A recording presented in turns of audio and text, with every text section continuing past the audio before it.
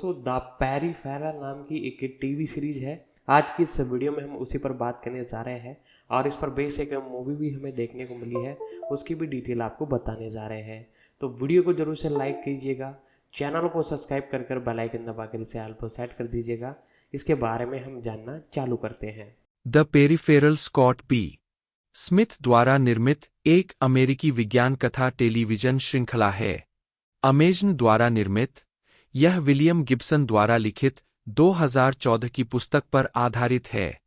West world के निर्माता Jonathan Nolan और लिसा जॉय एथेना विकम, स्टीव होबन और विंसेंजो नटाली के साथ कार्यकारी निर्माता के रूप में काम करते हैं। लगभग 50 साल के भविष्य में सेट, नई तकनीक के साथ जिसने समाज को सूक्ष्म तरीकों से बदल दिया है, एक गेमर को एक वैकल्पिक वास्तविकता के साथ साथ उसके अपने अंधेरे भविष्य से जोड़ा जाता है। इस सीरीज का वर्ल्ड प्रीमियर 11 अक्टूबर 2022 को लॉस एंजिल्स के एस होटल में हुआ था। इसके बाद 21 अक्टूबर 2022 को अमेजन प्राइम वीडियो पर इसका प्रसारण होगा।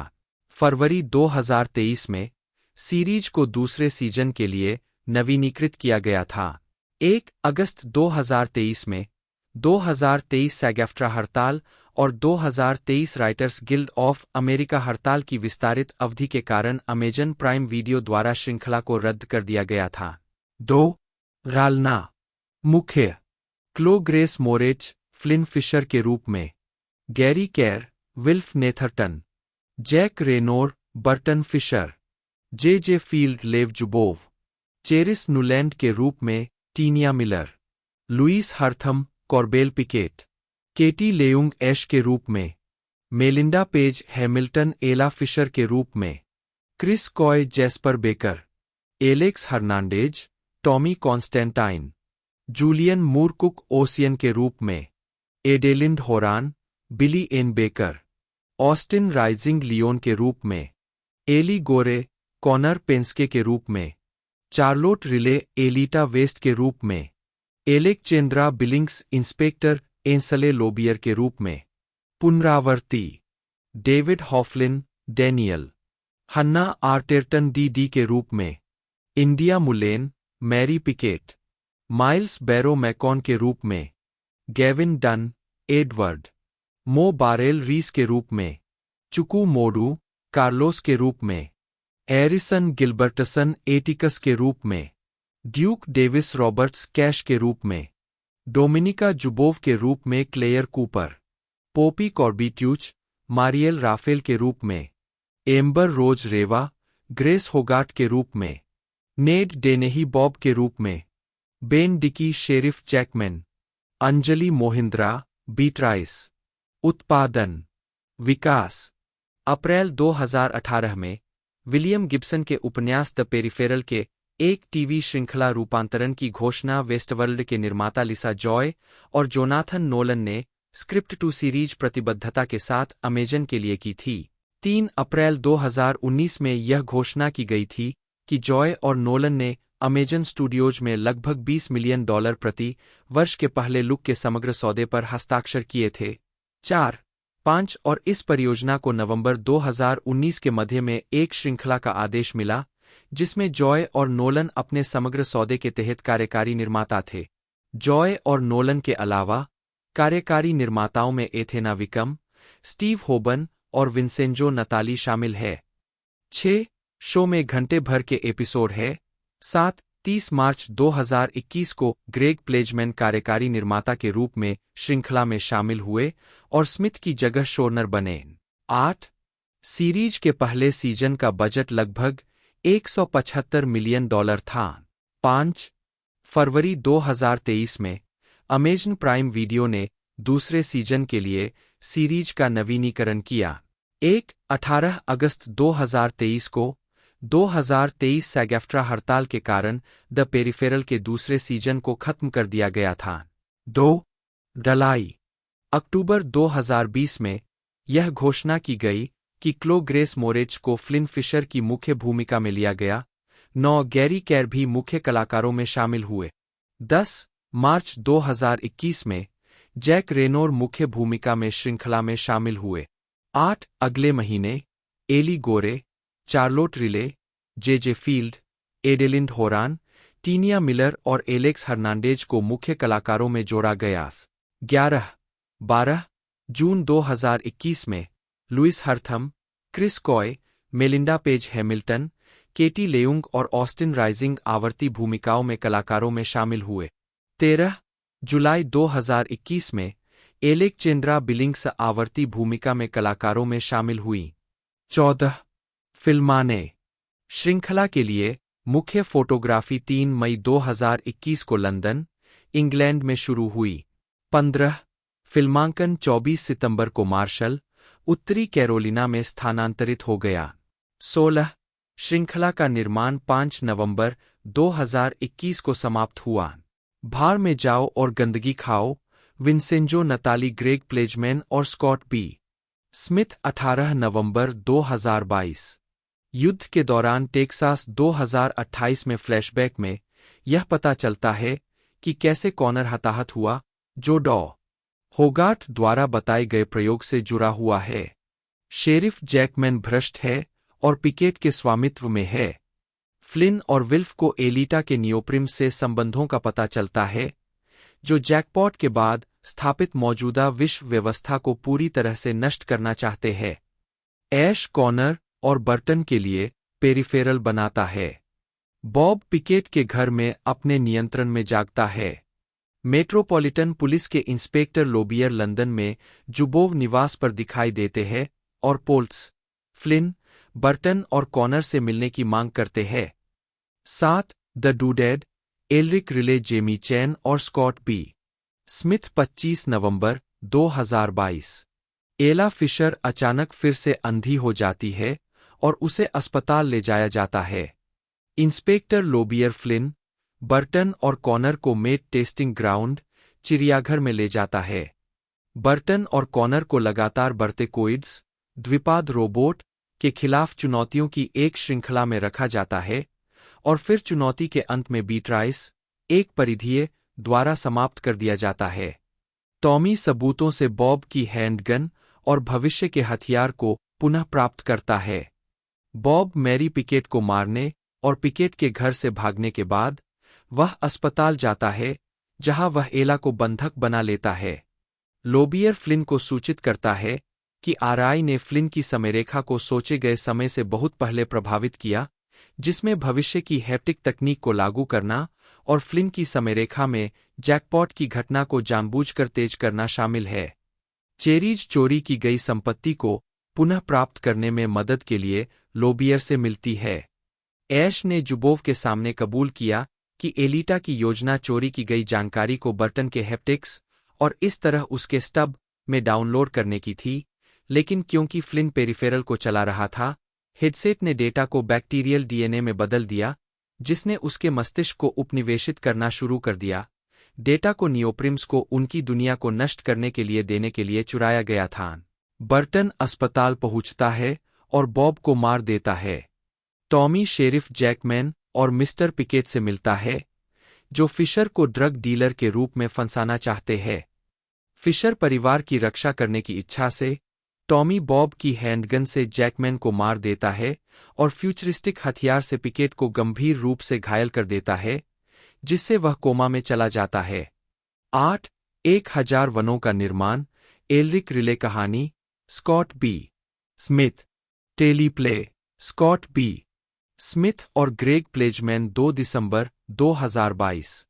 ऐश चेरीज से मिलती है और उसे बताती है कि एलिटा ने जो डेटा चुराया है वह फ्लिन के दिमाग में है और चेरीज से कहती है कि वह बदले में जुबोव को मार दे। विल्फ एलिटा को ढूंढता है, जो उसे बताती है कि उनके प्रत्यारोपण ने उनकी यादों को दबा दिया है, जिसमें क्लेप्ट द्वारा उनके संबंधित परिवारों और लाखों अन्य लोगों का वध भी शामिल है। टॉमी सफलतापूर्वक जैकमैन की हत्या और मिस्टर पिकेट को घायल करने का दोष बॉब पर मर देता है। फ्लिन एक नया स्टब बनाता है और कॉनर को उसकी टाइमलाइन में उसे मारने के लिए कहता है, ताकि ऐसा लगे कि लोबियर ने उसे मारा है, जिससे उसके दिमाग में मौजूद डेटा नष्ट हो जाता है। फिर फ्लिन लंदन में अपने पेरिफेरल में जागती है और लोबियर के साथ अगले कदमों की योजना बनाती है। क्रेडिट के बाद के एक दृश्य में जुबोव का सामना कुछ अज्ञात रूसी पुरुषों से होता है, जो जुबोव को आरआई से सभी संबंध तोड़ने का आदेश देते हैं, अन्यथा मुक्त करना। पेरिफेरल का विश्व प्रीमियर 11 अक्टूबर 2022 को लॉस एंजल्स के एस होटल में हुआ था। 18-21 अक्टूबर 2022 को अमेजन प्राइम वीडियो पर इसके डेब्यू से पहले 19 अन्य अमेजन शो की तरह एपिसोड मध्यरात्रि पूर्वी में प्रसारित हुए, इसलिए तकनीकी रूप से रिलीज की तारीखें प्रशांत दर्शकों के लिए एक दिन पहले थीं। 20 पहले सीजन में 8 एपिसोड थे, 21 और एक क्लिफहैंगर के साथ समाप्त हुआ, जिसमें लिसा जॉय ने कहा, मुझे इस अद्भुत उपन्यास का पता लगाने के लिए सीजन 2 और सीजन 3 और दुनिया के सभी सीजन पसंद आएंगे। 22 स्वागत। समीक्षा एग्रीगेटर वेबसाइट रॉटन टोमेटोज ने 54 आलोचकों की समीक्षाओं के आधार पर 6.7/10 की औसत रेटिंग के साथ 78% अनुमोदन रेटिंग की सूचना दी। वेबसाइट के आलोचकों की आम सहमति में लिखा है, इस विज्ञानफाई दृष्टि के किनारों पर कहीं एक सम्मोहक कथा है, लेकिन द पेरिफेरल का अपने उदात्त विचारों पर एकतरफा ध्यान चरित्र या सुसंगतता की कीमत पर आता है। 23 मेटाक्रिटिक, जो भारित औसत का उपयोग करता है, ने 20 आलोचकों के आधार पर 100 में से 57 का स्कोर दिया, जो मिश्रित या औसत समीक्षा दर्शाता है। 24 संदर्भ। स्कॉट बेचटेल स्मिथ, जन्म 13 जुलाई 1965, एक अमेरिकी लेखक और पटकथा लेखक है। उन्होंने 2 उपन्यास, ए सिंपल प्लान 1993 और द रूइंस 2006 लिखे हैं।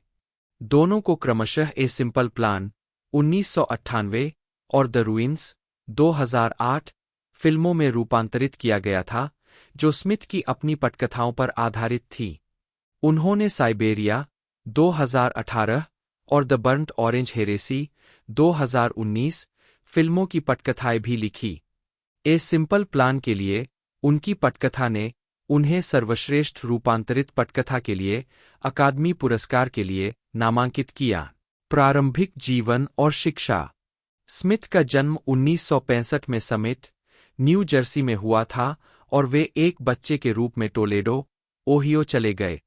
वे लिंडा और डग स्मिथ के बेटे हैं। उन्होंने पिट्सबर्ग ट्रिब्यून रिव्यू के समीक्षक रेजिस बेहे को बताया कि एक बच्चे के रूप में उन्होंने अपने पिता के कास्ट ऑफ परे, क्लाइव कुसलर और जैक हिगिंस के उपन्यास बड़े होने पर मैंने रे ब्रैडबरी और स्टीफन किंग को भी पढ़ा। उन्होंने कहा, मुझे बस यह समझ थी कि इन जगहों को कैसे बनाया जाए जो वास्तविक दुनिया की जगह नहीं है, लेकिन वास्तविक दुनिया से इस अनंतिम लगाव के साथ है। यह आपकी कल्पना पर बहुत अधिक निर्भर करता है और मुझे लगा कि मैं यह कर सकता हूं। 2 डार्टमाउथ कॉलेज और कोलंबिया विश्वविद्यालय से लेखन में मास्टर ऑफ फाइन आर्ट्स की डिग्री प्राप्त करने के बाद उन्होंने पूर्णकालिक लेखन शुरू किया। आजीविका। उन्होंने 2 उपन्यास, ए सिंपल प्लान और द रूइंस प्रकाशित किए हैं। ए सिंपल प्लान के उनके स्क्रीन रूपांतरण ने उन्हें अकादमी पुरस्कार नामांकन दिलाया। पटकथा ने broadcast film critics association award और national board of review award जीता। उनके दूसरे उपन्यास, द रूइंस पर भी फिल्म बनाई गई, जिसे 4 अप्रैल 2008 को रिलीज किया गया। स्टीफन किंग ने इसे नई सदी का सबसे बेहतरीन हॉरर उपन्यास कहा। किंग ने ए सिंपल प्लान को साल का सबसे बेहतरीन सस्पेंस उपन्यास भी कहा था। 2016 में यह घोषणा की गई थी कि टीएनटी ने सिविल के लिए एक पायलट को हरी झंडी दे दी है, जो स्मिथ द्वारा बनाई गई एक नई टीवी सीरीज है, जो एक दूसरे अमेरिकी गृहयुद्ध के बारे में है, जो एक गर्मजोशी से लड़े गए राष्ट्रपति चुनाव के बाद है। 3 विलियम गिब्सन की द पेरिफेरल का एक टीवी सीरीज रूपांतरण 2018 में अमेजन द्वारा शुरू किया गया था। 4 स्मिथ के साथ लेखक के रूप में। 5 स्मिथ ने श्रृंखला बनाई और कार्यकारी निर्माता और शोरनर के रूप में काम किया। विंसेंजो नटाली ने शो के पायलट का निर्देशन किया। 6 ग्रंथ सूची। उपन्यास, एक सरल योजना 1993, ISBN 0-312-95271-6। खंडेहेर, 2006, ISBN 1-4000-43875। लघु कथाएँ। The Eggman, open city magazine, अन 20/7/2005। अप इन ओल्ड वर्मोंट, मूल रूप से गैलरी बुक्स द्वारा seize the night, new tales of vampiric terror, 2015 में प्रकाशित, क्रिस्टोफर गोल्डन द्वारा संपादित। डॉग्स, मूल रूप से टाइटन बुक्स द्वारा डार्क सिटीज, 2017 में प्रकाशित, क्रिस्टोफर गोल्डन द्वारा संपादित। क्रिसमस इन बार्सिलोना, मूल रूप से हार्क में प्रकाशित। The Herald angel scream, 2018, anchor books द्वारा, क्रिस्टोफर गोल्डन द्वारा संपादित। द न्यू बॉयफ्रेंड, मूल रूप से पीएस पब्लिशिंग द्वारा टेनवर्ड ट्रेजरीज, 2019 में प्रकाशित, क्रिस्टोफर गोल्डन और टिम लेबन द्वारा संपादित। अनुवाद, मारियो बियोंडी द्वारा इतालवी, अन पियानो सेम्प्लिस, रिजोली, 1993। स्लोवाकिया, कैटरीना जुस्कोवा द्वारा, खंडेहे, ब्रातिस्लावा, इकर 2006। ISBN 978 80 551 13692। जैम सुबीरा सिउराना द्वारा स्पेनिश, लास रुइनास, एडिसियोनेस पी, बार्सिलोना 2007। ISBN 978 84 666 33499। ओलोव हाइलिनमार्क द्वारा स्वीडिश, रुइनरना। हेनरिक एनेमार्क सोरेंसन द्वारा डेनिश। जन क्रास्को द्वारा पोलिश, प्रोस्टीप्लान। रोसा कोर्गेटेली द्वारा स्पेनिश, अनप्लान सिंपल। फिल्मोग्राफी।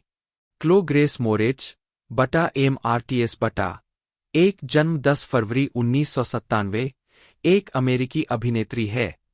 उन्होंने एक बच्चे के रूप में अभिनय करना शुरू किया।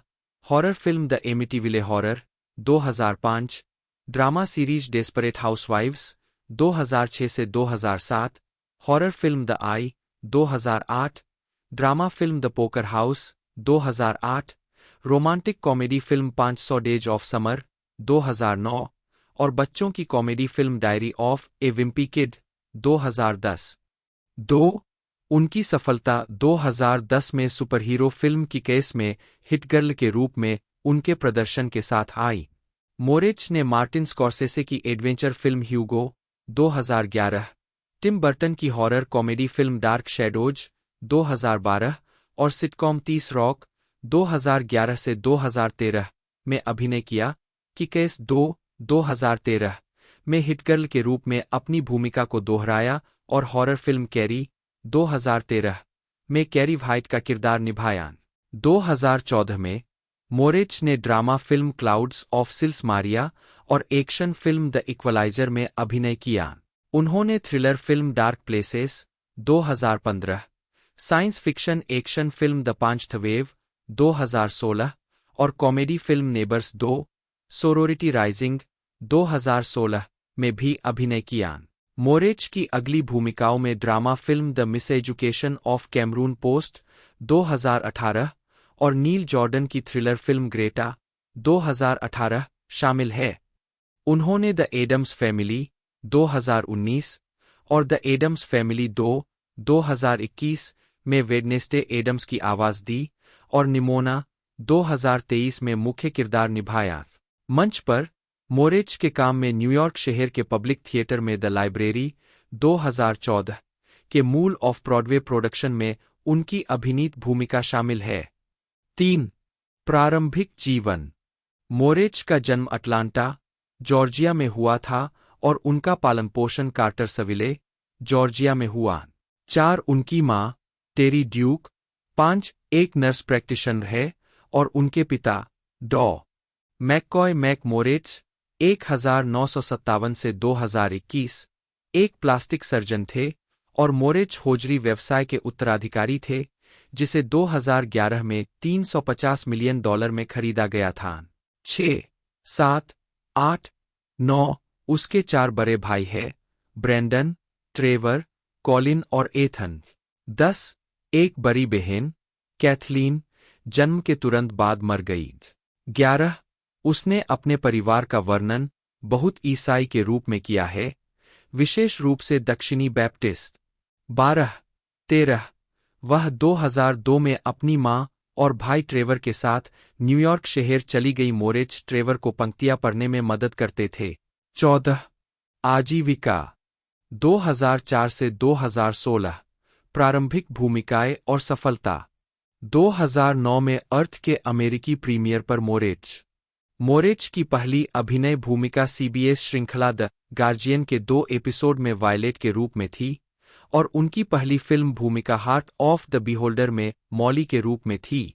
2005 में द एमिटीविले हॉरर के रीमेक में उनकी दूसरी बड़ी स्क्रीन अभिनय भूमिका तक उन्हें अधिक मान्यता नहीं मिली, जब उन्हें यंग आर्टिस्ट अवार्ड के लिए नामांकन मिला।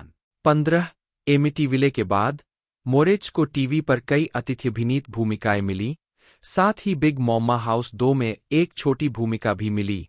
उनके आवर्ती टीवी पात्रों में डर्टी सेक्सी मनी में किकी जॉर्ज और डेस्परेट हाउसवाइव्स में शेरी माल्टबी शामिल है। मोरिच ने my friends tiger and Pooh 2008 में मोरिच डिज्नी की एनिमेटेड फिल्म बोल्ट में माइली साइरस के चरित्र के एक छोटे संस्करण के रूप में दिखाई दी। 2010 में मोरिच निर्देशक मैथ्यू वॉन की एक्शन फिल्म किक-एस में हिटगर्ल के रूप में दिखाई दी, जो मार्क मिलर और जॉन रोमिता जूनियर द्वारा इसी नाम की कॉमिक बुक श्रृंखला पर आधारित थी।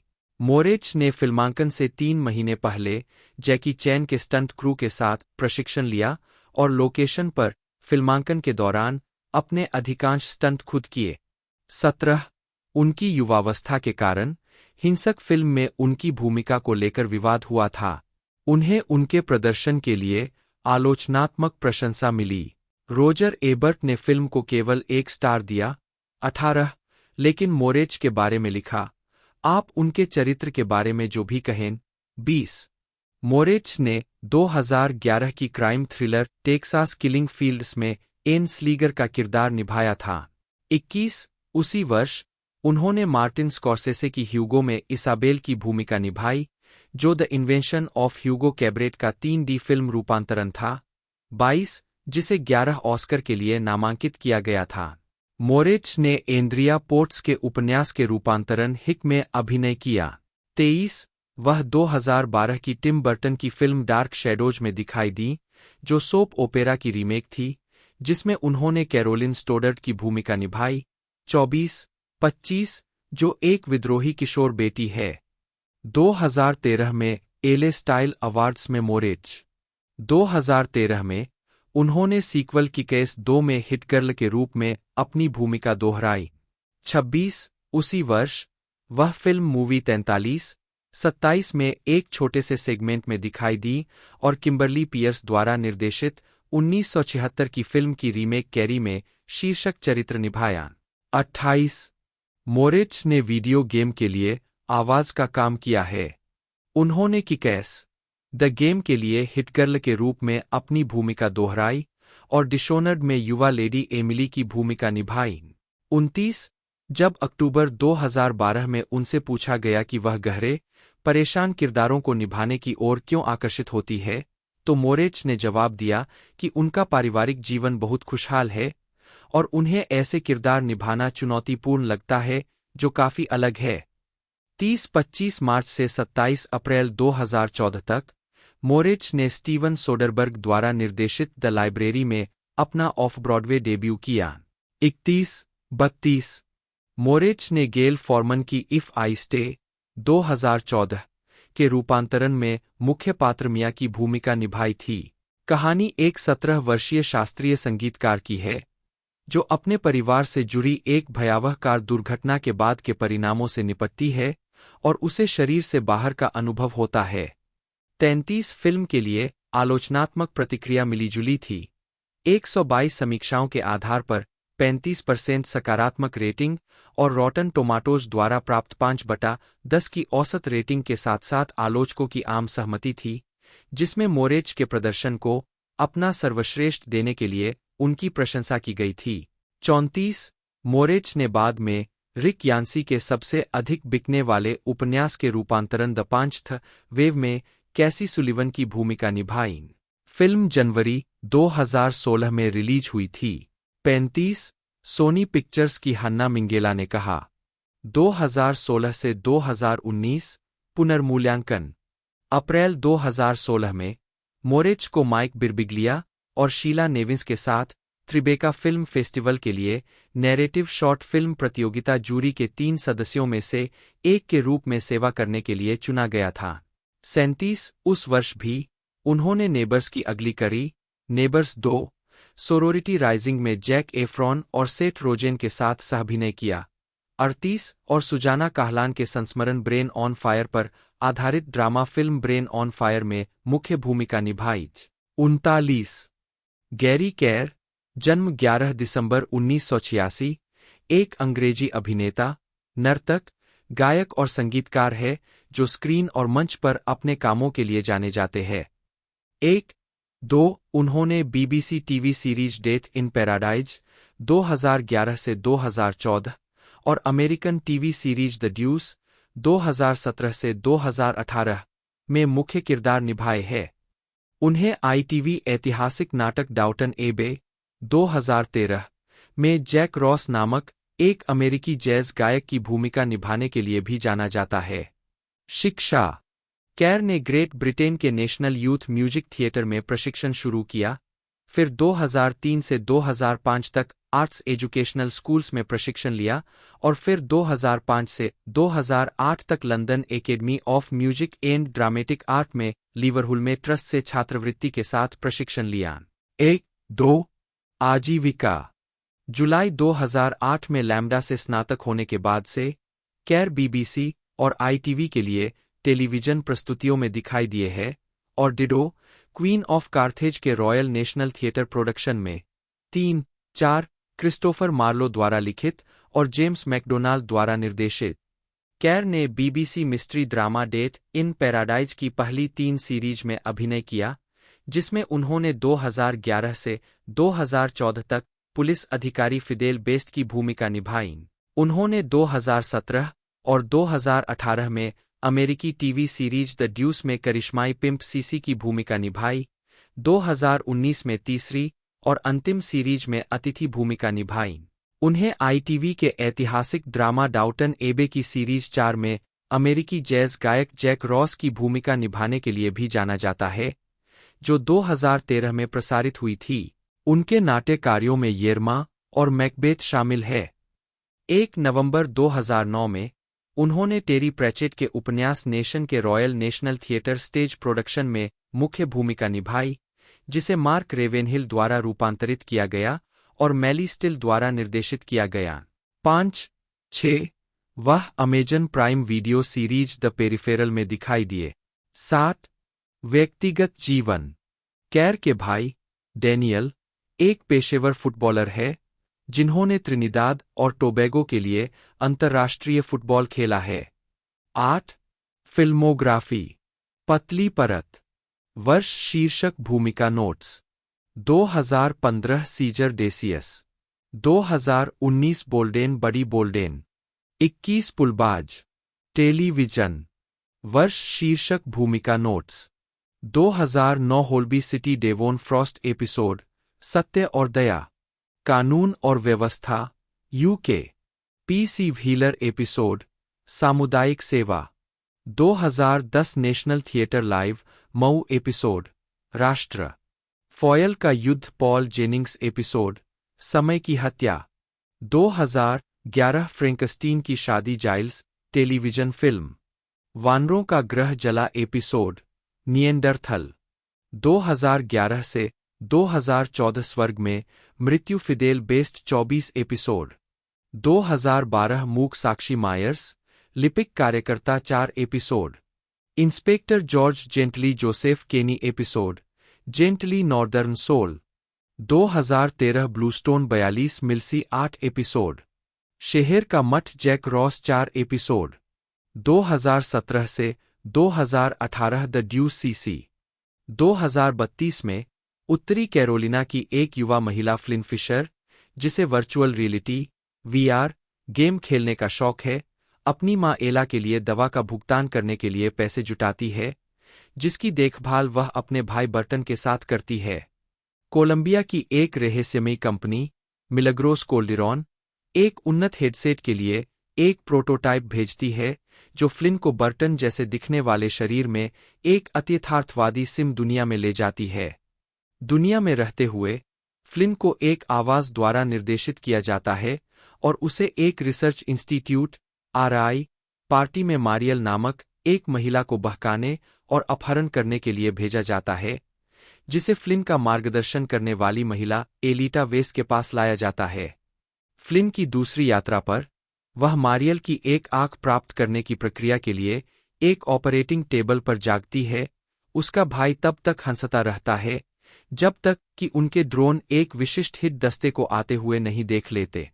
2 सहानुभूति bonus Vincenzo Natalie Scott B Smith 21 अक्टूबर 2022 फ्लिन अपने भाई और उसके भूतपूर्व सैन्य मित्रों पर निर्भर रहती है ताकि रात में उसकी संपत्ति पर हमला करने वाले भारे के इनामी शिकारी से बचा जा सके। फ्लिन को विल्फ्रेड नेथरटन से पता चलता है कि वह कोई सिम नहीं खेल रही है, बल्कि 70 साल बाद के लंदन के एक संस्करण में क्वांटम टनलिंग के माध्यम से एक रोबोट पेरिफेरल चला रही है। अब उसके पास एक पेरिफेरल है जो उसके शरीर से मेल खाता है।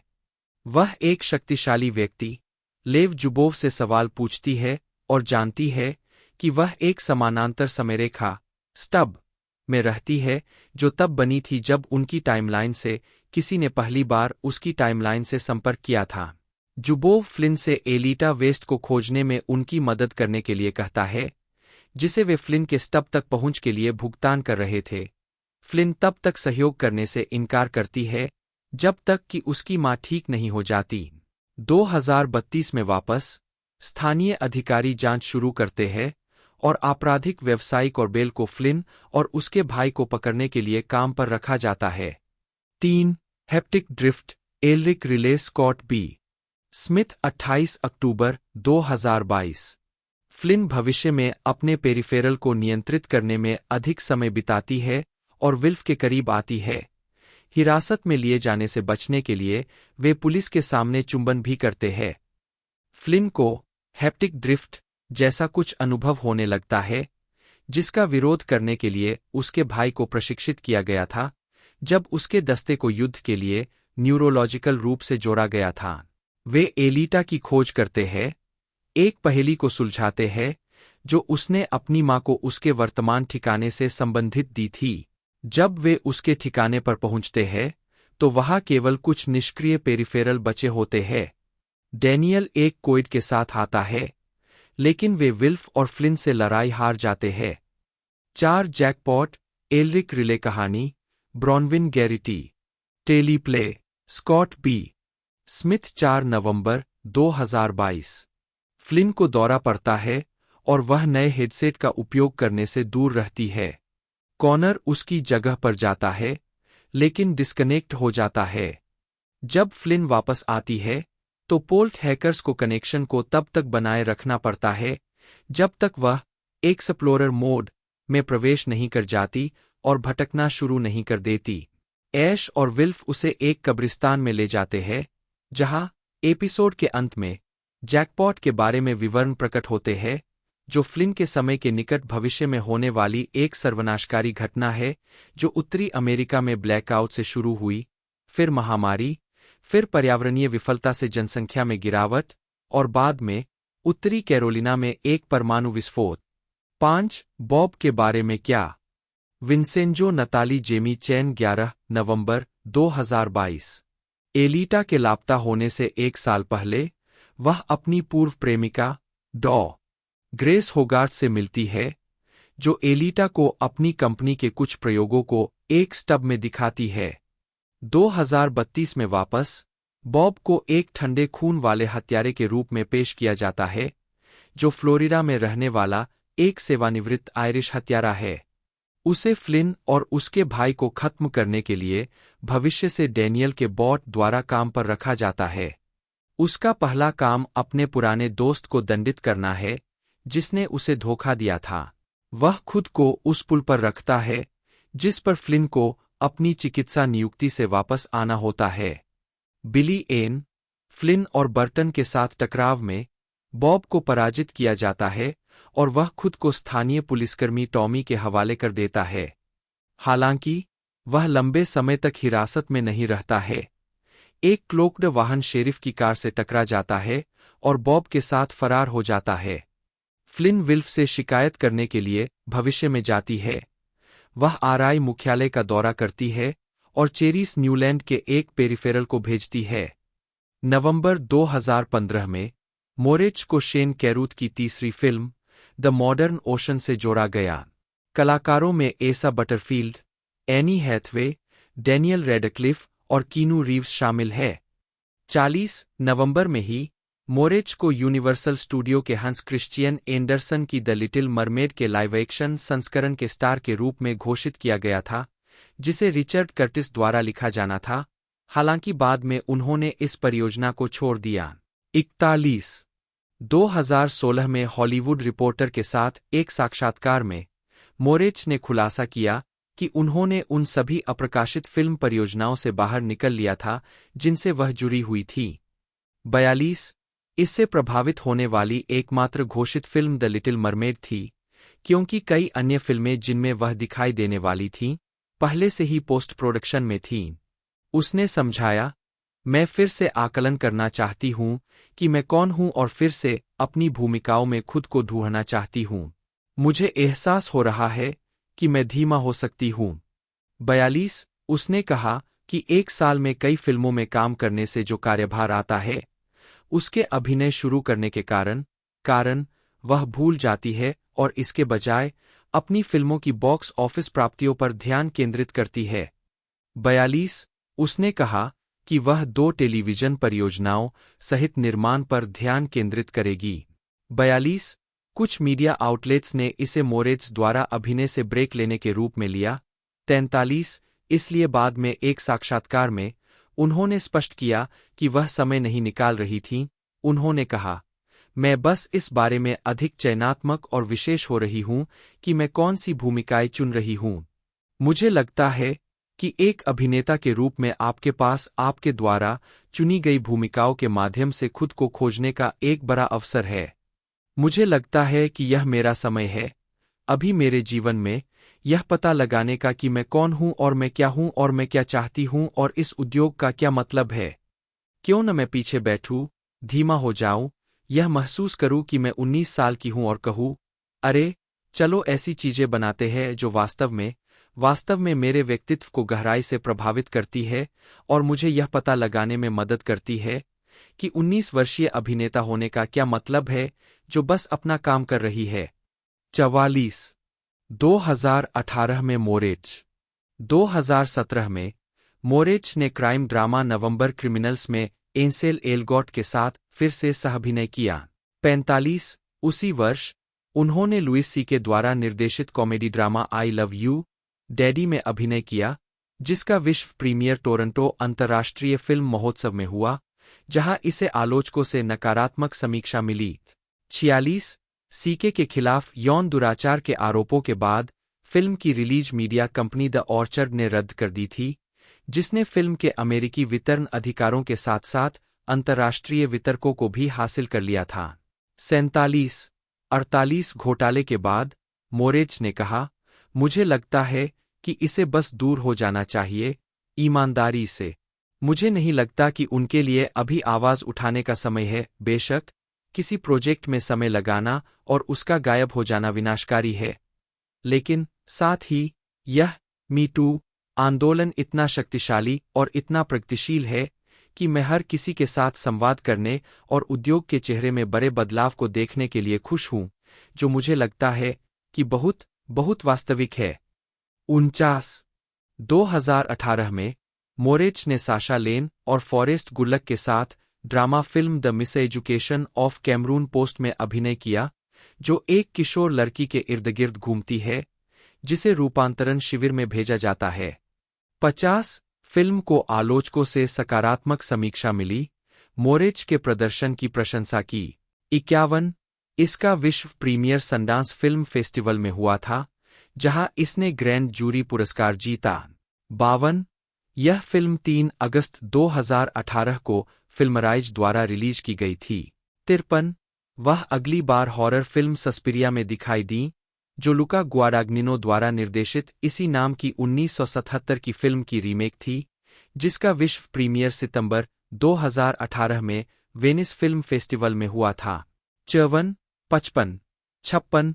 इसके बाद उन्होंने ग्रेटा में इसाबेल हुपर्ट के साथ अभिनय किया, जो एक थ्रिलर फिल्म थी, जिसका विश्व प्रीमियर सितंबर 2018 में टोरंटो अंतर्राष्ट्रीय फिल्म महोत्सव में हुआ था। 57, 58। इसे 1 मार्च 2019 को फोकस फीचर्स द्वारा रिलीज किया गया था। 59, 2019। वर्तमान एनिमेटेड भूमिकाओं पर जोर। 2019 में मोरेच ने CGI animated film the Addams family में वेडनेसडे एडम्स की आवाज दी, जिसे आलोचकों से मिश्रित समीक्षा मिली। 60, 61। 2021 में वह टिम स्टोरी द्वारा निर्देशित live action animated film Tom and Jerry में दिखाई दी। 62, shadow in the cloud, Roseanne Liang द्वारा निर्देशित एक हॉरर थ्रिलर। 63 और सीक्वल द एडम्स फैमिली 2। उन्होंने मैथसन टॉमलिन की निर्देशक के रूप में पहली फिल्म मदर एंड्रॉयड में एक भूमिका के लिए हस्ताक्षर किए। 64 और इसी नाम के विलियम गिब्सन के उपन्यास पर आधारित अमेज़न प्राइम वीडियो श्रृंखला द पेरिफेरल में मुख्य भूमिका निभाई। 65, 2021 में मोरेच ने युवा एलजीबीटीक्यू लोगों को उजागर करने वाली 6 भाग वाली Snapchat original series coming out का कार्यकारी निर्माण किया। द एडवोकेट के साथ एक साक्षात्कार में उन्होंने कहा, मुझे उम्मीद है कि यह एक ऐसा शो है जो प्रत्येक व्यक्ति के लिए कमिंग आउट का क्या मतलब है, यह साझा करके जीवन बचाने में मदद करेगा कि कोई भी कमिंग आउट कहानी एक जैसी नहीं है, हर एक अनूठी है। 66, उन्होंने एनिमेटेड फिल्म निमोना में शीर्षक चरित्र को आवाज दी, जो 30 जून 2023 को नेटफ्लिक्स पर रिलीज हुई। 67, पहनावा। मोरेच फ्लॉन्ट, वोग, टीन वोग, जलॉस, मैरी क्लेयर, इंटरव्यू, एले, लव, क्रैश मैगजीन, इनस्टाइल और कई अन्य पत्रिकाओं के लिए संपादकीय, फीचर्स और कवर सहित फोटोशूट में दिखाई दी है। उन्हें पेरिस फैशन वीक में डायर स्प्रिंग, समर 2013 जैसे विभिन्न हाउते कौचर कार्यक्रमों में भी आमंत्रित किया गया है। 2012 में मैक्स मारा के हस्ताक्षर ने उन्हें मैक्स मारा फेस ऑफ द फ्यूचर पुरस्कार प्रदान किया। 68, 2012 में मोरेच अमेरिकी युवा कपड़ों के रिटेलर एरोपोस्टेल का चेहरा भी बनी, जो विभिन्न कार्यक्रमों, वीडियो और रिपोर्टों में दिखाई दी। 69, फरवरी 2013 में एले पत्रिका ने उन्हें लंदन में आयोजित एले स्टाइल अवार्ड्स गाला में नेक्स्ट फ्यूचर आइकन अवार्ड से सम्मानित किया। 70, व्यक्तिगत जीवन। 2014 से 2018 तक मोरेच अंग्रेजी मॉडल और फोटोग्राफर ब्रुकलिन बेकहम के साथ रिश्ते में थीं, जिनके साथ उन्होंने हिलेरी क्लिंटन के समर्थन में 2016 डेमोक्रेटिक नेशनल कन्वेंशन में भाग लिया था। 71, 72, 73, 2018 से वह मॉडल केट हैरिसन से रोमांटिक रूप से जुड़ी हुई है। 74 और 2022 तक उन्होंने पुष्टि की कि वह एक दीर्घकालिक रिश्ते में है। 75, 76, 2024 में वह सार्वजनिक रूप से एक समलैंगिक महिला के रूप में सामने आईं। 77, 78, मोरेच स्टूडियो सिटी, लॉस एंजल्स में रहती है। 79, 80, उनके भाई ब्रैंडन उनके व्यवसाय प्रबंधक के रूप में काम करते हैं। 81 और उनके भाई ट्रेवर 2010 से उनके अभिनय कोच है, अक्सर उनके माता-पिता के अनुपलब्ध होने पर यात्राओं और प्रेस कार्यक्रमों में उनके साथ जाते हैं। 82, मोरेच नेशनल हॉकी लीग (NHL) की एक टीम। मोरेच ने खुद को समलैंगिक के रूप में सामने आने से पहले सार्वजनिक रूप से LGBT समानता 84 का समर्थन किया है। 2018 में उन्होंने कहा कि वह LGBT समुदाय की सहयोगी थी। मोरेच के 2 समलैंगिक भाई भी हैं। वह कहती है कि यह उनके ईसाई बैप्टिस्ट समुदाय के लिए घबराहट वाला था और उन्होंने अपने परिवार के सामने आने से पहले शुरू में समलैंगिकता को दूर करने के लिए प्रार्थना करने की कोशिश की थी। 85, वह एक नारीवादी के रूप में पहचान रखती है और उन्होंने ऐसी फिल्म भूमिकाओं को ठुकरा दिया है जो उन्हें अत्यधिक कामुक लगीं। उन्होंने 2014 की फिल्म द इक्वलाइजर में एक किशोर वेश्या की भूमिका निभाई क्योंकि उनका चरित्र बहुत वास्तविक लगा, बजाय एक कथानक उपकरण के। 86 अक्टूबर 2014। 2016 में मोरेच ने दक्षिण कोरियाई शो द ब्रेनियाक प्रॉब्लमैटिक मेन पर डेमोक्रेटिक राष्ट्रपति पद की उम्मीदवार हिलेरी क्लिंटन के लिए अपना समर्थन व्यक्त किया। 88 वह जुलाई 2016 में 2016 डेमोक्रेटिक नेशनल कन्वेंशन में एक वक्ता के रूप में भी दिखाई दी। उन्होंने क्लिंटन की प्रशंसा की और युवाओं को वोट देने के लिए प्रोत्साहित किया। 90 मोरेच ने 2024 के संयुक्त राज्य अमेरिका के राष्ट्रपति चुनाव में कमला हैरिस का समर्थन किया। 78 फिल्मोग्राफी पतली परत। नवंबर 2011 में न्यूयॉर्क शहर में ह्यूगो के प्रीमियर पर मोरेच। वर्ष शीर्षक भूमिका notes. 2005 the Amityville horror Chelsea Lutz. देखने वाले का दिल पतुरिया। आज तुम मरो सेंट थॉमस अस्पताल की लड़की। 2006 big mom house 2 Carrie Fuller. कमरा 6 मेलिसा नॉर्मन। छोटे छोटे उत्पात Emma Tunney. 2007 super sleuth Christmas movie Darby आवाज सीधे से वीडियो। पवित्र भूमि सबरीना। तीसरी कील है ले। 2008 आक एलिसिया। Poker house Cammie. पेंच यंग पेनी आवाज। 2009 भूला नहीं टोबी बिशप। गर्मियों के 500 दिन राचेल हैंसेन। टाइगर और पूह और एक संगीत भी डार्बी आवाज सीधे से वीडियो। जैक और beanstalk Jillian. 2010 kick ass Mindy Macready बटा hit girl. John Joseph Feild. जन्म 1 अप्रैल 1978। एक ब्रिटिश अमेरिकी फिल्म, टेलीविजन और थिएटर अभिनेता है। उन्होंने अपने टेलीविजन करियर की शुरुआत 1999 में की थी। उन्होंने फिलिप पुलमैन की the ruby in the smoke और the shadow in the north television रूपांतरणों में फ्रेड गारलैंड की भूमिका निभाई थी। 2007 में उन्होंने टेलीविजन फिल्म नॉर्थेंजर एबे में हेनरी टिल्नी के रूप में अभिनय किया। अगले वर्ष उन्होंने रिंग राउंड द मून के प्रोडक्शन में वेस्ट एंड की शुरुआत की। 2014 से 2016 तक उन्होंने टर्न वाशिंगटन के जासूसों में मेजर जॉन एंड्रे को चित्रित किया। उनकी फिल्म क्रेडिट में Telstar 2009, captain America the first Avenger 2011। प्रारंभिक जीवन और शिक्षा। जॉन जोसेफ फील्ड का जन्म बोल्डर, कोलोराडो में ब्रिटिश लेखक और पूर्व संगीतकार रेशाद फील्ड और उनकी अमेरिकी पत्नी के घर हुआ था। 3 फील्ड और उनके माता-पिता लंदन चले गए जब वह 6 महीने के थे। उनका कहना है कि वह अमेरिका में कभी नहीं चले। 4 बाद में उनके माता-पिता का तलाक हो गया और दोनों ने दोबारा शादी कर ली। 3 आजीविका। फील्ड को उनकी पहली टेलीविजन भूमिका 1999 में मिली। 5 और तब से वे कई फिल्मों और टेलीविजन शो में दिखाई दिए। उन्होंने डेथ ऑन द नाइल के पॉयरॉट सीरीज रूपांतरण में साइमन डॉयल की भूमिका निभाई। 6 और द पेल हॉर्स के मार्पल संस्करण में पॉल ऑसबॉर्न के रूप में वे रीच फॉर द मून। 7 नॉर्थेंजर एबे में हेनरी टिल्नी के रूप में और बीबीसी के फिलिप पुलमैन के the ruby in the smoke और the shadow in the north के रूपांतरणों में फ्रेडरिक गारलैंड के रूप में भी दिखाई दिए। 8 उनकी फिल्मी भूमिकाओं में लास्ट ऑर्डर्स में माइकल केन के चरित्र के युवा संस्करण, द इंटेंडेड में हैमिश, 9 और टेलस्टार में हेज की भूमिका शामिल है। 11 2008 में उन्होंने रिंग राउंड द मून में वेस्ट एंड की शुरुआत की। 12 2009 में वे आरटी नाटक प्योर म्यूल में मुख्य नायक जेनिफर के अंग्रेजी प्रेमी टॉम स्टैफोर्ड के रूप में दिखाई दिए। 2011 में फील्ड ने captain America the first Avenger में जेम्स मोंटगोमरी फाल्सवर्थ के रूप में सहाभिनय किया।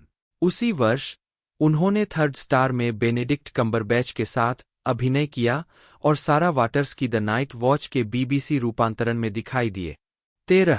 14 वे 2013 में शैनन हेल के उपन्यास ऑस्टेनलैंड के जेरुशा हेस के रूपांतरण में हेनरी नोब्ले के रूप में दिखाई दिए। 15-16 फील्ड ने 2012-2014 में फील्ड बीबीसी के द मस्कटियर्स में मार्सैक के रूप में दिखाई दिए। 2014 से 2016 तक फील्ड ने एएमसी पर टर्न वॉशिंगटन के जासूस में मेजर जॉन एंड्रे के रूप में अभिनय किया। 18 उन्हें ब्रायन कॉक्स, थोरा बिर्च और रोसन्ना अर्क्वेट के साथ ला सोनरिसा एट्रस्का के फिल्म रूपांतरण में कास्ट किया गया है। 19 फील्ड ने 2018 की जीवनी फिल्म फोर्ड बनाम फेरारी में ऑटोमोटिव इंजीनियर रॉय लुन की भूमिका निभाई है। 20 2019 में उन्होंने Netflix comedy series turn up Charlie में इद्रीस एल्बा और पाइपर पेराबो के साथ अभिनय किया। 21 उन्होंने नेटफ्लिक्स के लॉस्ट इन स्पेस में कैप्टन बेन एडलर की आवर्ती भूमिका भी निभाई। 22 अगले वर्ष फील्ड एएमसी एंथोलॉजी श्रृंखला सोलमेट के एक एपिसोड में दिखाई दिए। 23 वह Amazon prime video series the peripheral 24 और period romance film prisons of paradise में दिखाई दिए। 25 व्यक्तिगत जीवन 2009 से फील्ड के पास लॉस एंजल्स और लंदन दोनों में आवास है। 3 वह 2011 से अभिनेत्री नीव कैंपबेल के साथ रिश्ते में है। मार्च 2012 में दंपति ने पुष्टि की कि कैंपबेल अपने पहले बच्चे की उम्मीद कर रहे थे। 15 कैंपबेल ने अगस्त 2012 में अपने बेटे कैस्पियन को जन्म दिया।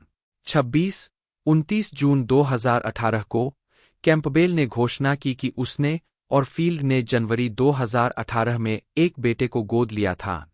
27 फिल्मोग्राफी पतली परत वर्ष शीर्षक भूमिका नोट्स 2000 रेलवे बच्चे जिम 2001 अंतिम ऑर्डर यंग जैक 2002 के 19 विधवा निर्माता आंद्रेई इरादा हामिश विंसलो 2003 तुलसे लूपर सूटकेस भाग 1 मोआब की कहानी फ्लोरिस क्रेप्स बटा तुलसे लूपर सूटकेस में जीवन Tulse Luper 2004 Tulse Luper suitcase भाग 2 vaux to the sea Tulse Luper suitcase भाग 3 सार्क से अंत तक तुलसे लूपर अमान्य 2006 है यरूशलेम बॉबी गोल्डमैन 2009 टेलस्टार हेजबर्ट लक्ष्य 3 दुनिया से मुकाबला लियाम एडम्स रक्त अंतिम पिशाच लेउक 2010 सूबेदार थैक्स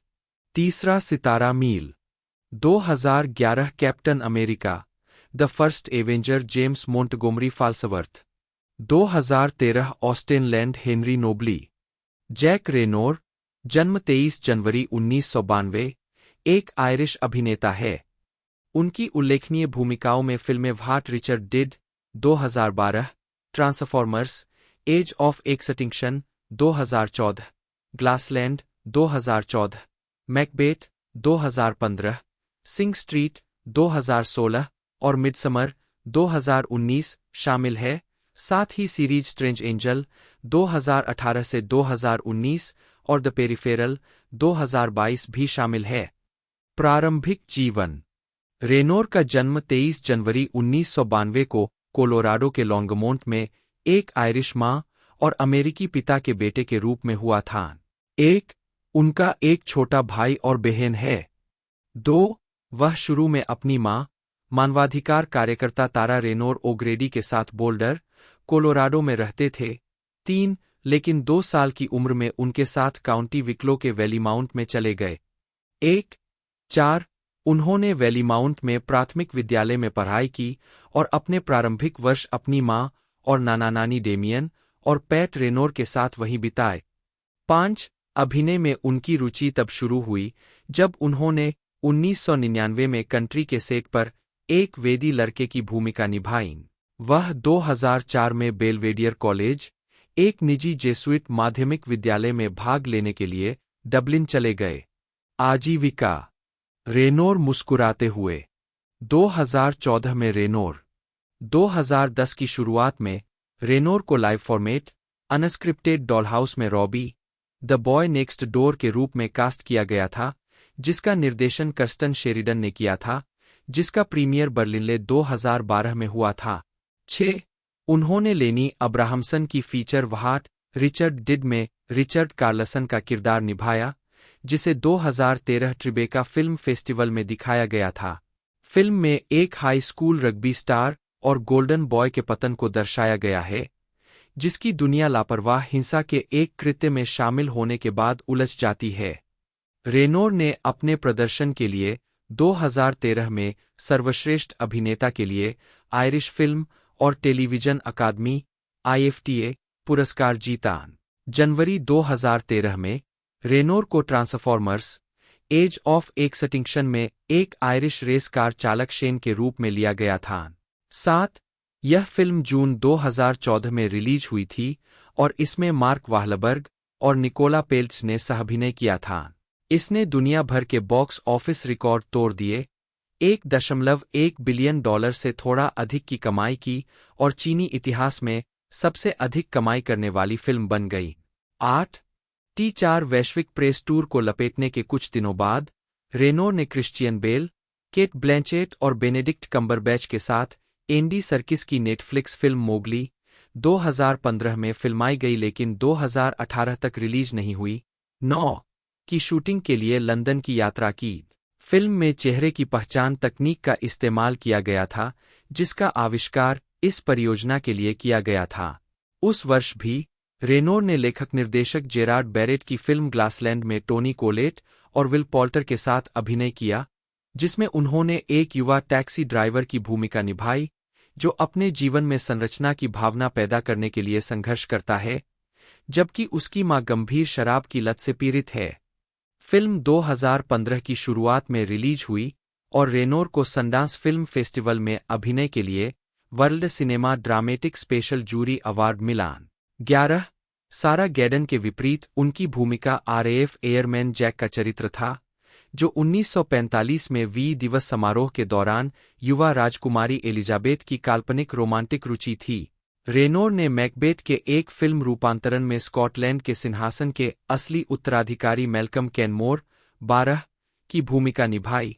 13. 14. इसका प्रीमियर सितंबर 2015 में एडिनबर्ग में हुआ। इसके बाद उन्होंने जॉन कार्नी के प्रोजेक्ट की शूटिंग पूरी की, जिसमें सिंग स्ट्रीट में ब्रेंडन की भूमिका निभाई। 15. जो 1980 के दशक के डबलिन में सेट की गई थी। इसका प्रीमियर 2016 के सनडांस फिल्म फेस्टिवल में हुआ। वह 2017 की मिनीसीरीज फिलिप के डिक की इलेक्ट्रिक ड्रीम्स और 2018 की drama film on the basis of sex में दिखाई दिए और फिर 2019 की हॉरर फिल्म मिडसमर में अभिनय किया। वह Amazon prime video series the peripheral 16 और Netflix series the perfect couple के कास्ट मेंबर के रूप में दिखाई दिए। 17. 18. व्यक्तिगत जीवन। रेनोर की मुलाकात आयरिश मॉडल और अभिनेत्री मैरलिन मुलक्वीन से 2013 में हुई और मार्च 2014 में उनकी सगाई हुई। 19, 20, 21 उन्होंने 2024 में शादी की। 22 वे काउंटी विक्लो में रहते हैं। 23 फिल्मोग्राफी। टीनिया मिलर, जन्म 2 मार्च 1985। एक बेहतर स्रोत की आवश्यकता है। एक ब्रिटिश अभिनेत्री है जिन्हें विटलेस 2016 से 2018, years and years 2019, free rein 2019, the haunting of Bly manor 2020, foundation 2021 और the fall of the house of Usher 2023 सहित टेलीविजन श्रृंखला में उनके अभिनय के लिए जाना जाता है। आजीविका। मिलर ने 2007 में चैनल 4 ड्रामा सीरीज डबप्लेट ड्रामा के 3 एपिसोड में नादिन के रूप में अपने पेशेवर अभिनय की शुरुआत की। 2 इसके बाद उन्होंने 2012 की फीचर फिल्म स्टड लाइफ में जेजे के रूप में अपनी पहली अभिनीत भूमिका से पहले द बिल और होल्बी सिटी में अभिनय किया। 3, 4 बेबीलोन, बनाना, ककरी, डॉक्टर हू, गिल्ट और बॉर्न टू किल जैसी ब्रिटिश टेलीविजन श्रृंखलाओं में अतिथि भूमिका निभाने के बाद 5 मिलर ने BBC 3 थ्रिलर श्रृंखला विटलेस में DC विल्टन के रूप में अपनी पहली अभिनीत भूमिका निभाई। एक भूमिका जो उन्होंने 2016 से 2018 तक निभाई। 6 जून 2017 में वह बीबीसी सोप ओपेरा डॉक्टर्स के एक एपिसोड में बेव लोमैक्स के रूप में दिखाई दी।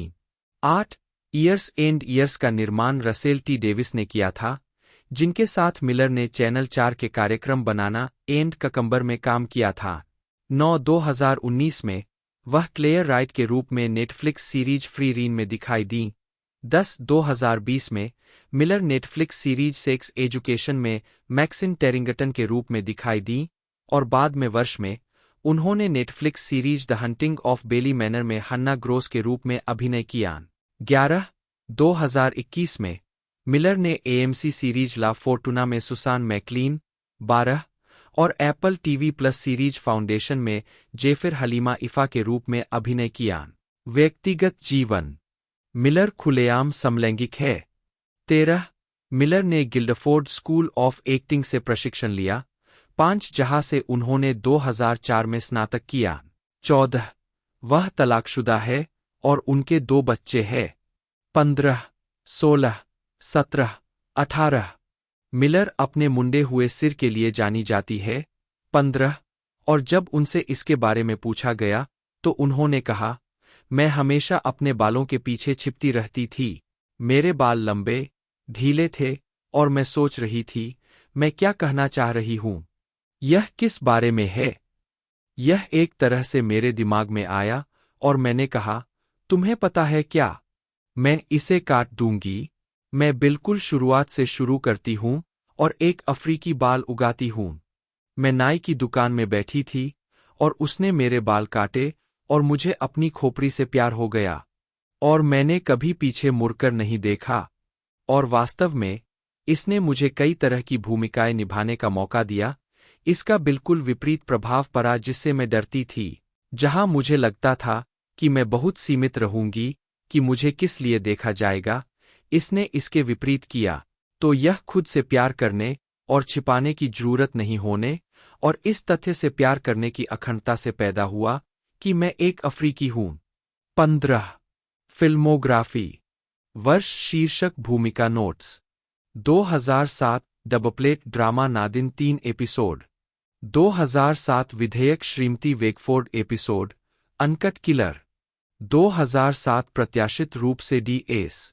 मॉर्गन लघु फिल्म 2008 गायब हुए लोग चिकित्सक पतली परत 2009 डेड साइड मलिका मेसन लघु फिल्म 2011 Holby city Fran Connolly episode PS Elliot 2012 stud life JJ पतली परत 2014 बेबीलोन मां से मुलाकात एपिसोड 1.6 इंच 2015 केला के एपिसोड 1.6 इंच 2015 खीरा के 2 एपिसोड 2015 डॉक्टर हू जनरल एपिसोड हेल बेंट 2016 से 2018 बुद्धिहीन डीसी विल्टन मुख्य भूमिका 2016 से 2018 मार्सेला अलीशा आवर्ती भूमिका 2016 अपराध Helen Harris 3 episode 2016 Hollyoaks miss Dobson 3 episode Katie Leung जन्म 8 अगस्त 1987 उच्चारण एल एक स्कॉटिश अभिनेत्री है। उन्हें सबसे पहले हैरी पॉटर फिल्म सीरीज में हैरी पॉटर की पहली प्रेमिका चो चांग की भूमिका निभाने के लिए प्रसिद्धि मिली और उसके बाद नेटफ्लिक्स एनिमेटेड सीरीज आर्केन में कैटलिन किरामन और Amazon prime video science fiction series the peripheral में ऐश की भूमिका के लिए। ब्रिटिश टेलीविजन दर्शकों के बीच लेउंग को मिनिसीरीज ड्रामा वन चाइल्ड और स्ट्रेंजर्स में उनकी मुख्य भूमिकाओं और पुलिस ड्रामा एनिका में उनकी सहायक भूमिका के लिए जाना जाता है।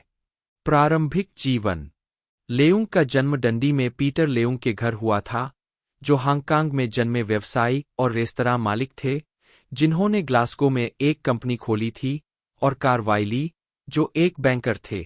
जब वह 3 साल की थी, तब उसके माता पिता का तलाक हो गया और वह अपनी मां के हांगकांग वापस चले जाने के बाद अपने पिता, सौतेली मां और भाई बहनों के साथ स्कॉटलैंड में रहती रही। 2-3 अपने पिता के व्यवसाय के कारण लेउंग कई शहरों में पली बड़ी, जिनमें आयर, हैमिल्टन और मदरवेल शामिल है। 2. उन्होंने हैमिल्टन कॉलेज में माध्यमिक विद्यालय में पढ़ाई की। 4. 5. आजीविका 2004 से 2011 हैरी पॉटर और अन्य शुरुआती भूमिकाएं। लेउंग के पिता ने हैरी पॉटर और goblet of fire casting call के लिए एक विज्ञापन देखा और सुझाव दिया कि उसे कोशिश करनी चाहिए। उसने 5 मिनट के ऑडिशन के लिए 4 घंटे लाइन में खड़े होकर इंतजार किया, बावजूद इसके कि उसे लगा कि उसे भूमिका मिलने की बहुत कम संभावना है। 6. 2 हफ्ते बाद उसे एक कार्यशाला के लिए वापस बुलाया गया और चो चांग के रूप में चुना गया। इस भूमिका के लिए 3000 से ज्यादा लड़कियों को पछाड़ दिया। 7. उसने कहा है कि उसके स्कॉटिश लहजे ने शायद उसे कास्टिंग में फायदा पहुंचाया। 8. क्योंकि कास्टिंग डायरेक्टर ने ऑडिशन में शामिल लड़कियों से पूछा, क्या यहां स्कॉटलैंड से कोई है, जिस पर केवल लेउंग ने अपना हाथ उठाया। 9. 2005 में Harry Potter and the goblet of fire के टोक्यो प्रीमियर पर लेउंग। 2011 के एक साक्षात्कार में लेउंग ने याद किया कि हैरी पॉटर के अनुभव की उनकी सबसे प्यारी याद पहला ऑडिशन था, क्योंकि उनके माता-पिता, जो उस समय अलग हो गए थे, दोनों उनके साथ गए थे। यह वास्तव में एक अच्छा क्षण था क्योंकि मेरे माता-पिता ने एक दूसरे को लंबे समय से नहीं देखा था। 10. गॉबलेट ऑफ फायर को भारी बढ़ावा देने के प्रयास में वार्नर ब्रदर्स ने फिल्म की रिलीज के दूसरे सप्ताह में लेउंग को चीन भेजा, जो उस समय अक्सर सेलिब्रिटी के आने जाने के आदी नहीं थे। 11. लेउंग ने श्रृंखला की बाद की फिल्मों में अपनी भूमिका दोहराई, विशेष रूप से Harry Potter and the order of the Phoenix, जिसमें उनके चरित्र को हैरी पॉटर के पहले रोमांस होने का गौरव प्राप्त था। नतीजतन, लेउंग और सहकलाकार डैनियल रेडक्लिफ हैरी ने एक ऑन-स्क्रीन चुंबन साझा किया, जिसे बहुत मीडिया कवरेज मिला। जबकि लेउंग को अधिकांश प्रशंसकों द्वारा गर्मजोशी से स्वागत किया गया था, अन्य प्रशंसकों ने उनकी कास्टिंग के जवाब में नफरत वाली वेबसाइटें बनाईं और कई नस्लवादी संदेश पोस्ट किए जो उस समय उनके लिए परेशान करने वाले थे। 13 मार्च 2021 में लेउंग ने हैरी पॉटर को फिल्माने के दौरान प्रशंसकों से प्राप्त नस्लवादी उत्पीड़न के बारे में और खोला। चीनी चिप्पी गर्ल पॉडकास्ट के एक एपिसोड में दिखाई देते हुए उन्होंने खुलासा किया कि उन्हें उनके प्रचारकों ने कहा था कि अगर कोई साक्षात्कारकर्ता पूछे तो जो हो रहा था उसे नकार दें। 14 लेउंग को 2007 में द स्कॉट्समैन द्वारा स्कॉटलैंड की सबसे स्टाइलिश महिला और सबसे हॉट स्कॉट्सवुमन नामित किया गया था। 15 जुलाई 2007 में उन्हें हांगकांग में EMI की सहायक कंपनी गोल्ड लेबल रिकॉर्ड्स द्वारा लियोकू के संगीत वीडियो लव कमिंग होम में मुख्य महिला भूमिका के लिए चुना गया था। 16 हैरी पॉटर के बाहर अपनी पहली भूमिका में लेउंग ने ITV1 के अगाथा क्रिस्टी के पोयरोट के episode Cat Among the Pigeons में हसुई ताई की भूमिका निभाई, जिसका प्रीमियर 21 सितंबर 2008 को हुआ था। 17 2012 वर्तमान मंच और स्क्रीन भूमिकाएं जारी। हैरी पॉटर के अंत के बाद लेउंग अनिश्चित थीं कि क्या वह अभिनय में अपना करियर आगे बढ़ाना चाहती है, लेकिन स्कॉटलैंड के रॉयल संगीत विद्यालय में एक नाटक पाठ्यक्रम में भाग लेने के बाद उन्हें इसे जारी रखने की प्रेरणा मिली। 18 दिसंबर 2011 में उन्हें जंग चांग की भूमिका के लिए सम्मानित किया गया, जो चांग के आत्मकथात्मक नाटक वाइल्ड स्वांस में उनकी पहली मंच भूमिका थी। 19 फिल्म की तुलना लाइव प्रदर्शनों से करते हुए लेउंग ने कहा, स्पष्ट चुनौती निश्चित रूप से इसे पहली बार में सही करना है, जो मेरे लिए अजीब तरह से रोमांचक है। 20 नाटक का विश्व प्रीमियर कैम्ब्रिज, मैसाचुसेट्स में फरवरी 2012 में हुआ, मदरवेल लौटने से पहले, और लंदन में यंग विक में अप्रैल से मई के प्रदर्शन के साथ समापन हुआ। 21-22 जून 2012 में यह पुष्टि की गई कि लेउंग चैनल 4 की 4 भाग की ड्रामा सीरीज रन में मुख्य किरदार यिंग के रूप में अभिनय करेंगी, जो ब्रिक्सटन में रहने वाली एक अनिर्दिष्ट चीनी आप्रवासी है।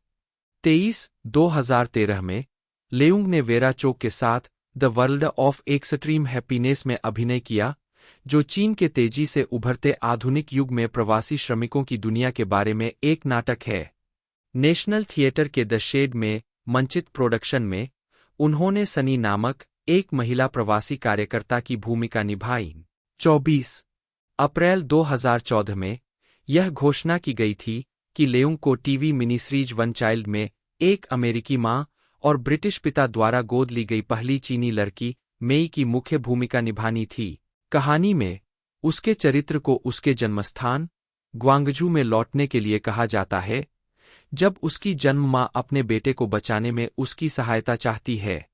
यह सीरीज बीबीसी ड्रामा और सनडांस टीवी का सहनिर्माण है, जिसे मई 2014 में लंदन और हांगकांग में फिल्माया गया, दिसंबर 2014 में सनडांस टीवी पर प्रसारित किया गया और फरवरी 2016 में बीबीसी 2 पर प्रसारित किया गया।